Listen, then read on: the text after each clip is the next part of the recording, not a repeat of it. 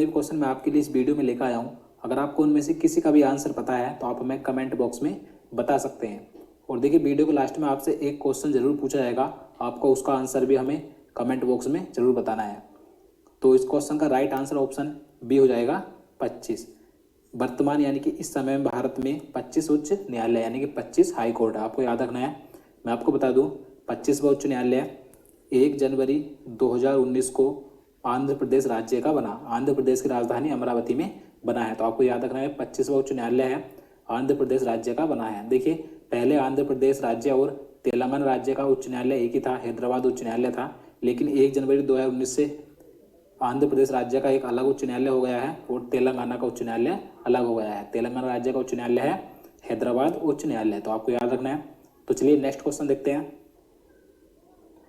राज्यसभा के सदस्यों का कार्यकाल कितने वर्षों का होता है? राइट आंसर ऑप्शन सी हो जाएगा 6 वर्षों का। आपको याद रखना है 6 वर्षों का होता है राज्यसभा के सदस्यों का कार्यकाल। देखिए, मैं आपको बता दूं, राज्यसभा कभी भी भंग नहीं होती है, यह स्थायी सदन है। क्योंकि देखिए, इसके 1/3 सदस्य प्रत्येक 2 वर्ष बाद सेवानिवृत्त होते हैं, तो इसलिए राज्यसभा कभी भी भंग नहीं होती है। तो आपको याद रखना है राज्यसभा ये स्थायी सदन है। तो चलिए नेक्स्ट क्वेश्चन देखते हैं। क्वेश्चन नंबर 3 है, होपमैन कप किस खेल से संबंधित है? राइट आंसर ऑप्शन डी हो जाएगा टेनिस से संबंधित। आपको याद रखना है ये जो कप है होपमैन कप, ये टेनिस से संबंधित है। चलिए अगला क्वेश्चन देखते हैं। फतेहपुर सीकरी का निर्माण किसने करवाया था? राइट आंसर ऑप्शन सी हो जाएगा अकबर ने करवाया था। आपको याद रखना है, देखिए अकबर ने जब गुजरात पर विजय प्राप्त की थी तो उसकी खुशी में वापस लौटते समय इसने फतेहपुर सीकरी का निर्माण करवाया था। तो आपको याद रखना है। चलिए नेक्स्ट क्वेश्चन देखते हैं। क्वेश्चन नंबर 5 है, जहांगीर के दरबार में पक्षियों के चित्र बनाने वाला महान चित्रकार कौन था? राइट आंसर ऑप्शन बी हो जाएगा मंसूर। आपको याद रखना है, जहांगीर के दरबार में जो पक्षियों के चित्र बनाने वाला महान चित्रकार था उसका नाम मंसूर था। और देखिए, यहाँ से एक क्वेश्चन अधिकतर एग्जाम में पूछा जाता है कि चित्रकला का स्वर्णकाल किसके शासनकाल को कहा जाता है? तो आपको याद रखना है जहांगीर के शासनकाल को ही चित्रकला का स्वर्णकाल कहा जाता है। तो चलिए नेक्स्ट क्वेश्चन देखते हैं। टीबी रोग की रोकथाम के लिए कौन सा टीका लगाया जाता है? राइट आंसर ऑप्शन डी हो जाएगा BCG का टीका। आपको याद रखना है टीबी की रोकथाम के लिए BCG का टीका लगाया जाता है। चलिए अगला क्वेश्चन देखते हैं। क्वेश्चन नंबर 7 है, प्लासी के युद्ध के समय बंगाल का नवाब कौन था? राइट आंसर ऑप्शन बी हो जाएगा सिराजुद्दौला। आपको याद रखना है उस समय बंगाल का नवाब सिराजुद्दौला था। देखिए, प्लासी का युद्ध 23 जून 1757 ईस्वी को अंग्रेजों तथा बंगाल के नवाब सिराजुद्दौला के बीच लड़ा गया था। इस युद्ध में अंग्रेजों ने सिराजुद्दौला को हरा दिया था। और देखिए, उस समय अंग्रेजों का नेतृत्व रॉबर्ट क्लाइव ने किया था। तो आपको याद रखना है। चलिए नेक्स्ट क्वेश्चन देखते हैं। पेरियार राष्ट्रीय उद्यान किस जानवर के लिए प्रसिद्ध है?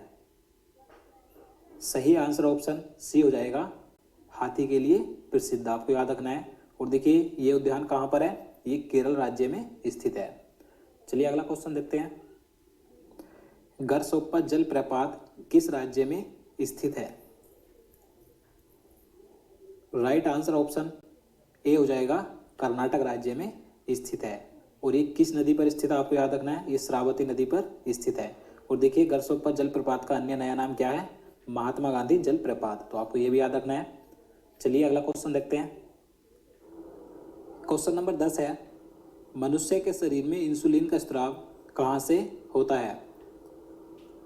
राइट आंसर ऑप्शन बी हो जाएगा अग्नाशय से होता है। आपको याद रखना है मनुष्य के शरीर में जो इंसुलिन होता है उसका निर्माण यानी कि वो जो निकलता है तो अग्नाशय से निकलता है।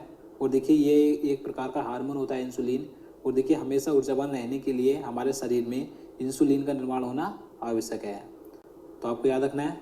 नेक्स्ट क्वेश्चन देखते हैं।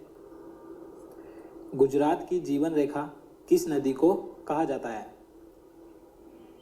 राइट आंसर ऑप्शन डी हो जाएगा नर्मदा नदी को। आपको याद रखना है गुजरात राज्य की जीवन रेखा नर्मदा नदी को कहा जाता है। देखिए, नर्मदा नदी गुजरात और मध्य प्रदेश राज्य में बहती है। और देखिए इसका उद्गम स्थल अमरकंटक है, यानी कि ये अमरकंटक से निकलती है और ये खंबात की खाड़ी में जाकर गिर जाती है। तो आपको याद रखना है। चलिए नेक्स्ट क्वेश्चन देखते हैं। क्वेश्चन नंबर 12 है, निम्न में से कौन एक कार्यरत व्यक्ति संसद के सदस्य नहीं होते हुए भी संसद की कार्यवाही में भाग ले सकता है? देखिए वेरी इंपॉर्टेंट क्वेश्चन है ये।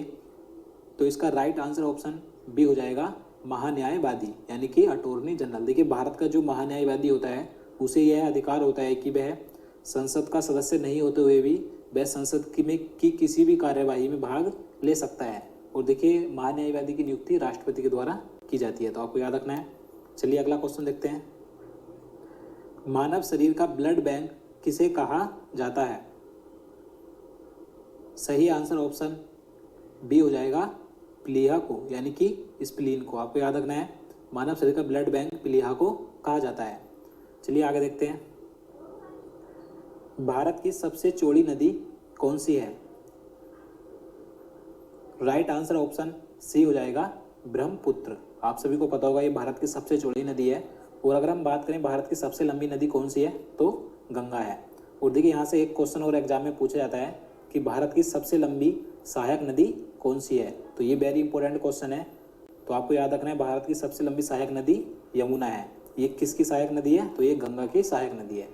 तो चलिए नेक्स्ट क्वेश्चन देखते हैं। क्वेश्चन नंबर 15 है, अंतर्राष्ट्रीय मजदूर दिवस